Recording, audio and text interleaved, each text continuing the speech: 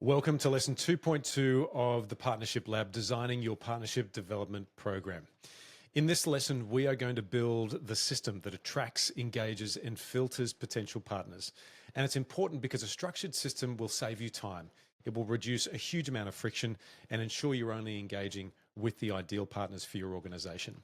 We get to use two tools in this lesson. The first one is the Partnership Development GPT, and the second one is the Partnership Outreach Guide, which is going to help guide how you do that cold outreach, whether it be via email or LinkedIn, so that you can start engaging with partners and then have more meaningful discussions as the relationship matures.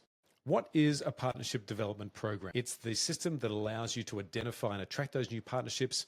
It helps you to create tangible value with your partners, and it gives you a step-by-step approach how to engage with your partners meaningfully. So let's dive into what a partnership development program consists of. As you can see here, it involves 6 discrete steps, and each of them has a very specific focus and a tool set that sits in behind them so you can bring them to life. We start with how we partner, and this is how you say to the world, this is how our organization seeks to partner with other organizations. We use our website as the main vehicle to make that work. Then we move into the ideal framework. We determine the fit before we move forward, and that's using the ideal scorecard, which we've just spent time in. Then we move to the future view. How do we align our long-term goals before we commit to a partnership? And we use a tool, which is coming up shortly, called the Intent Deck Presentation. Then we start to agree a plan, which forms the partnership agreement. And then we move into delivering the impact that this agreement is all about. And we use a partnership tracker for that before moving into the review process to understand if the partnership is working well, whether it should be expanded, reset, or ultimately wound down. Let's start with how we partner. And there are 2 ways to attract new partners to us. The first way is through what we refer to as inbound. That's attracting partners through brand positioning, content, and inbound requests. And then there is outbound, which involves the proactive reaching out to potential partners. And that might be through cold outreach, through, say, email or LinkedIn, through networking, or through referrals that get received by your organization thanks to one of your other partners. So let's dive into inbound. This is where we create a destination for potential partners to express their interest in partnering with your organization. The best and most effective way to make that work is to use a page on your website that is labeled How We Partner. We're about to dive into that in just a second. This is supported by a process that allows you to assess and then respond to the interested parties as they express an interest on that web page. On that webpage, we are going to be laying out your personalized approach to partnerships, your philosophy, what people should expect. It provides an opportunity for any potential partner to express their interest. And like I said before, it gives you a process for you to be able to assess and respond to all of those interested parties. The best way to bring this to life is to show you a real life example. And this is Be in Motion, which uses a very similar framework to what we're talking about here. On their website, you have the How We Partner page, and you can see here as soon as you land on this page, and by the way, you can have a look at this in real life using that QR code on the bottom right-hand side of the screen. It sets out what we believe as an organization. This is what we're here to do, the customers we're here to serve, the way in which we're trying to have an effect on the world. And below that, it talks about how we go about partnering so that it sets the expectation for anyone who wants to partner with us, what they can expect to go through as we move through the development of a relationship. As you scroll further down that page, we also talk about why it makes sense to partner with us. So it's not about just trying to get a lot of information from future partners. It's also about being able to sell why it's important for us to bring value to the table as well. As soon as we've finished with why you should partner with us, we then go into the actual expression of interest, which is a form at the bottom of that webpage. And it asks essentially 3 questions. The first one is, what's your ask? It's all about telling us, the company that is being approached, why you see working with us could be valuable for the overall goal you think we could achieve together. The second question is about what steps would we take to build trust together, because we don't know each other. How are we going to build that trust over time? And then who will our partnership serve and how will it make them feel? Let's get to why this partnership makes sense. So the 3 questions: what's the ask? how we build trust, and who will our partnership serve. This is for your future partner who is coming to you to answer. And answering these three questions helps you understand how thoughtful they've been about their intention to partner. It's a hugely valuable step, which actually doesn't take them a lot of time, but will save you an enormous amount of time in assessing whether they're the right partner for you. Now, to help you build out the language that would go on your website, there is a GPT that you'll find at the end of this lesson that will help you do just that. And it's a process that you can go through and then have on your website quickly, so you can start pointing people towards that page if somebody comes to express an interest to work with you. Now, before we get to that GPT, let's talk about outbound, which is the proactive reaching out to potential partners. This best happens via email or via LinkedIn. It can also happen through warm introductions you have in your existing network. And all of these ways that you would go about reaching out have a number of principles in common, which we're about to walk through. So it doesn't matter if you're really comfortable on email or if you're really comfortable on LinkedIn, these principles will all help you across the board. We talked about the benefit of clear and concise benefit-first communication. This is super important when you have a very small number of characters that you can fit into the first handshake, which is often the case in LinkedIn where you're sending a connection request. And there's a pro tip here. Remember that just sending a connection request that has no context to it whatsoever, when you can just click the connect button, that is almost a surefire way to not receive a response. In this day and age, let's add good context to why somebody should give you connection. This is how we go about it. The first thing to remember in an email that goes out or a LinkedIn connection request that goes out is that this is a handshake. This is the first time you've met. They'll have no context about you, and you shouldn't assume they're going to try and find out more about you as they assess that invitation to connect. We think about the handshake being a pleasantly short introduction. Remember, as we talked about in a previous lesson, it has to have a compelling opening offer and a clear basis for partnership. Here's an example.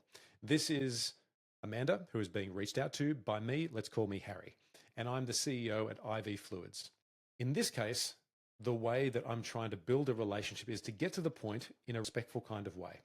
We're evaluating options between your technology and Trioli. I'd love to get your perspective before making a decision. Look forward to connecting. Now, for a growth-driven chief executive to receive that as Amanda is likely to think this is an opportunity for us to demonstrate why we would be the right partner for Harry and IV Fluids. So it sets up an interesting start to the relationship, and it's cutting to the chase in a very respectful kind of way. Let's look at an alternative. Hi, John, I'm Lee. I've been following Cisco's work and see an opportunity for our cybersecurity platform to help reduce enterprise data breaches by 30% for your clients. Look forward to connecting. We look at this option as well, and it includes a compelling opening offer. There is a numerate benefit to John connecting with Lee, and it also sets up the basis for a partnership through that next conversation. In both cases, we're signing off with look forward to connecting. And this is all about the handshake. Imagine meeting someone for the first time. This is where it starts. The steps after this we're about to go through include a timely follow-up. On LinkedIn, when somebody accepts the request, it's a bit like them shaking your hand back. You don't want to have an awkward silence at the end of that shaking, so we go into the next step, which I'll show you in a second. And the whole objective here is to connect on LinkedIn or on email, but then to move into an off-platform action. In other words, being able to set up a conversation, whether that's a virtual conversation or an in-person conversation. It's all about starting with a handshake, having a very timely follow-up, and then moving to a point where the point of partnership can actually be discussed. So let's talk about why fortune favors the follow-up and what you should do as well. Let's start with the example with Amanda and Harry. So let's imagine that Harry has sent this connection request and Amanda has said, accept. Harry gets the alert notification on LinkedIn, and before you know it, there's nothing that happens. Because who's supposed to say something now? Well, the correct answer to that is that Harry should say something now. And this is what Harry could send. Great to connect, Amanda. Are you available for a quick 15-minute call next Tuesday or Wednesday?